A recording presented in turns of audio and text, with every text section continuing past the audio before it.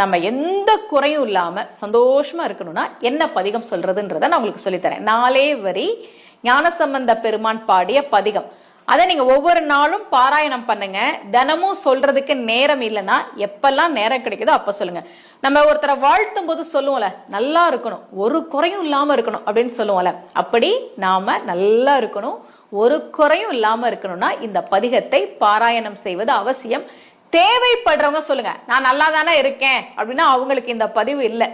யாரு கஷ்டப்பட்டுட்டு இருக்கிறாங்களோ, வாழ்க்கையில நிறைய குறை இருக்கே, எப்ப இதெல்லாம் சரியாகும் அப்படின்னு மனசுல சஞ்சலத்தோட இருக்கிறாங்களோ அவங்களுக்கான பதிவு தான் இந்த பதிவு. அந்த பதிகத்தை நான் சொல்றேன்.